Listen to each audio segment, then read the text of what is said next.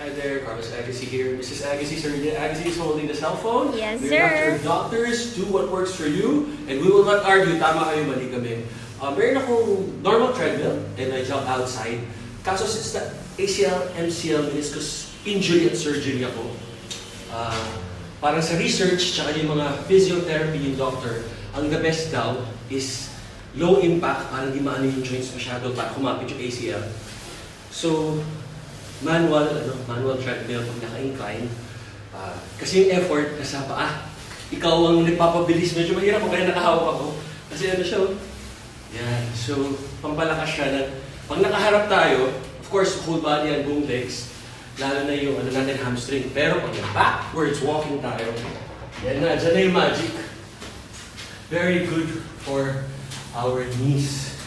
Pag nag-backwards walking tayo sa labas ng bahay natin, pagtatawan tayo, pag nag-backwards walking tayo, lalo sa labas, baka ma-aksidente tayo, masagasaan, o kaya madulas o mabangga kasi hindi natin nakikita yung likod, mahirap yung may hawak sa salamin. So, marirecommend ko, pagkarap lang yung affordable, maraming mura ng manual treadmill, or kung may budget kayo, ito toong treadmill. Kaso, hindi kayo nagkocontrol ng speed, nagkocontrol doon yung mismo machine, di ba?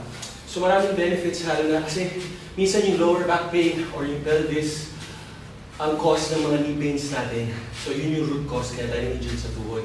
So, malaking bagay ito. And again, kaya rin sinasabi ko sa inyo, pwedeng today, mag-lift tayo ng weights or body weights ang buhatin natin. The following day, walk lang. 10 minutes. Okay, active recovery na. So, the following day, sports, basketball, badminton, Zumba, ay gusto natin. And the other day, lift weights. Kaya tayo lift weights to stimulate muscle growth. Mas kaya tayo nag-activity para yung magalaw-galaw yung katawan natin, yung heartbeat natin, yung coordination natin, yung flexibility natin, mobility natin, kasi nawawala yung flexibility, mobility, tsaka strength natin as we age. So, importante yung gamitin natin, galawin natin. Kasi may kasabihan na if you don't use it, you lose it. So, itong backwards walking, lalo na incline siya, at ikaw mismo nag-aano ng weight, lalo na, hindi ko kasi kaya ng hindi naka-rubber shoes, kasi madalas ako magpantos. Pero yung iba talaga, paa pa talaga, nakasocks lang. Para yung mga muscles sa toes, sa mga paa natin nagagamit. Kasi di lang nagagamit yun.